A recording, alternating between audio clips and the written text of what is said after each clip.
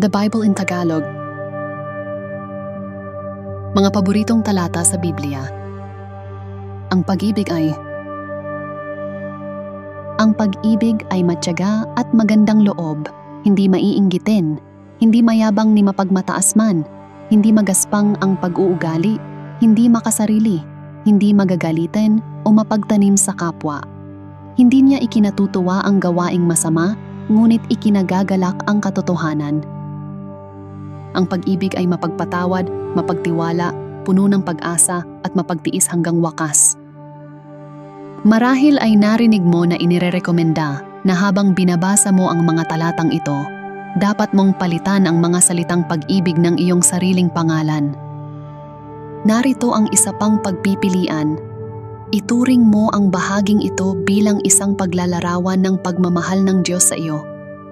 Pabayaan mong ang kanyang mga salita ay magpagaling, mag-udyok at maggabay sa iyo.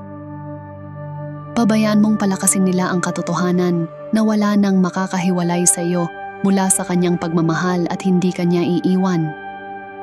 Pagkatapos mong maramdaman ang pagmamahal ng Diyos, tanungin mo siya kung sino ang nais niyang mahalin mo ngayon.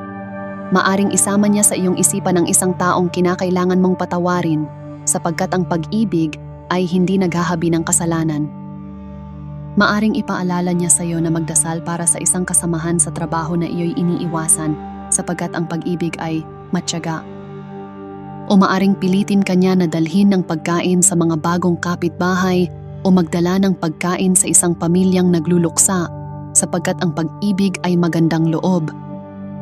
Maging bukas ka sa mga patnubay ng Diyos, gawin ang kanyang sinasabi, at tangkilikin ang pagpapala na nagmumula sa pagsunod sa Kanya at sa pagmamahal sa iba gamit ang Kanyang pagmamahal.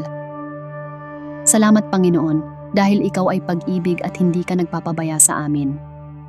Pakigamitin mo po ako upang maipamahagi ang iyong pag-ibig sa iba.